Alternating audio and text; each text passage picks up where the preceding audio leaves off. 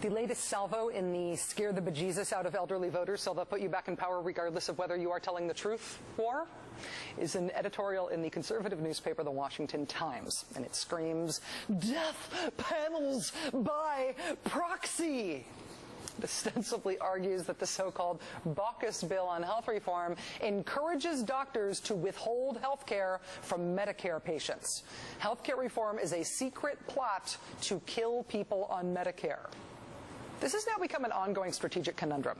How do you plan to win an argument with opponents who are undeterred by being disproven, undeterred by the facts, when you don't even believe that they believe what they're arguing anymore?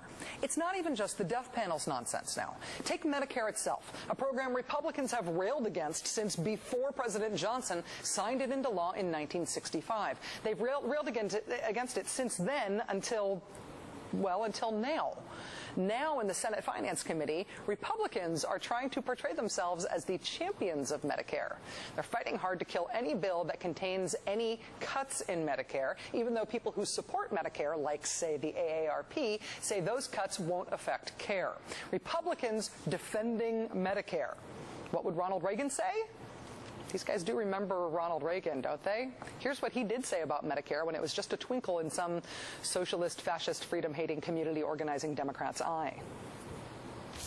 We can write to our congressmen, to our senators. We can say right now that we want no further encroachment on these individual liberties and freedoms. And at the moment, the key issue is we do not want socialized medicine. Write those letters now, call your friends and tell them to write them. If you don't, this program, I promise you, will pass just as surely as the sun will come up tomorrow. And behind it will come other federal programs that will invade every area of freedom as we have known it in this country. Until, one day, as Norman Thomas said, we will awake to find that we have socialism. And if you don't do this, and if I don't do it, one of these days, you and I are going to spend our sunset years telling our children and our children's children what it once was like in America when men were free. That was Ronald Reagan, 1961, on a record sent out by the American Medical Association when they really opposed it. And Republicans have been echoing that anti-Medicare sentiment ever since. I mean, Medicare is a massive government bureaucracy that wastes at least 40% of its money, has no effective controls, doesn't give senior citizens choice, and rips off doctors.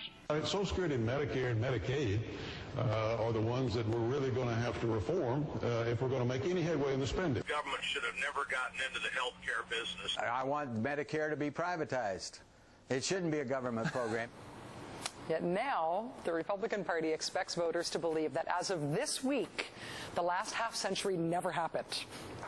Earlier this year, 137 members of the House voted for an alternative budget plan which called for abolishing Medicare for every American who's under age 55. And it would force all of those people who would otherwise expect to become eligible for Medicare instead onto the private insurance market.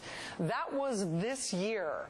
But now Republicans want to portray themselves as the champions of Medicare, the people who you can trust to preserve it against those evil Democrats. Yeah, forget all that stuff that happened in the past.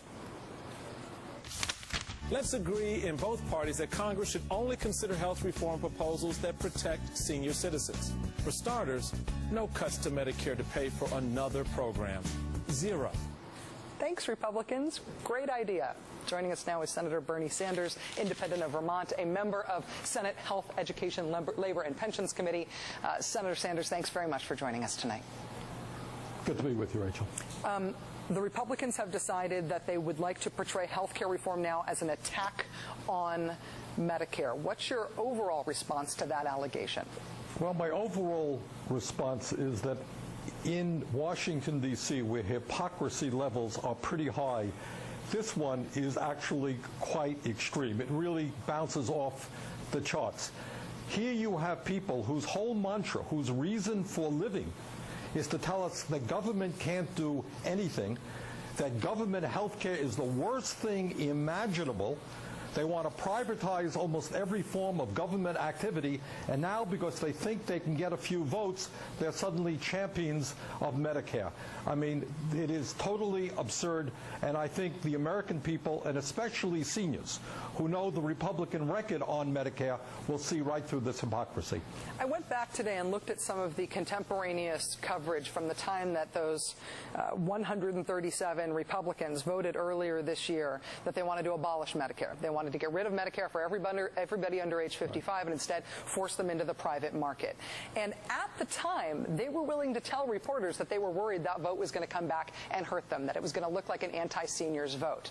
As yet, it doesn't seem to be coming back to hurt them. I wonder if you think that it will. Well, I think it will. I think the more we make the point that here you have people today who are vigorously opposed. We don't have one Republican vote for a Medicare-type public option, all right, which would give people under 65 a Medicare-type program in opposition to private health insurance. I think very few people will believe that these people who are not supporting a public option, who historically have wanted to voucherize or privatize Medicare, are suddenly now strong supporters. Clearly, this is 100% political, and I think the American people, and especially seniors, will see right through it. You've been a guest here over the last few months, frequently talking about progress on health care, about not only the procedural battles, but the principles at stake. At this point, with looking ahead at this week and coming weeks with these crucial battles that are being fought now, how do you feel about the public option and the other important components of health reform that people have fought so hard for? Well, you know, Rachel, there was just a poll in the New York Times where I think the numbers were 65% of the people wanted a public option to give them a choice as opposed to private health insurance. It is hard for me to believe that the Democrats are not going to respond to those numbers. And what I can tell you, we are working very, very hard. A number of senators are working hard for two reasons. Number one, we think it's right that people have that choice. And number two, if you are serious about cost containment, if we are serious about addressing the fact that we have almost 1 million people in this country this year who are going to go bankrupt because of soaring health care costs and medically related bills, you have got to give competition to the private health insurance companies. We are now spending almost twice as much per person on health care as any other major country, and yet our outcomes in many cases are not as good. So clearly, we need to wring the waste out of this current system, the bureaucratic waste that exists, and provide quality care without spending the kind of money we currently are. Senator Bernie Sanders, independent of Vermont, thanks very much for your time tonight, sir. Good to see you.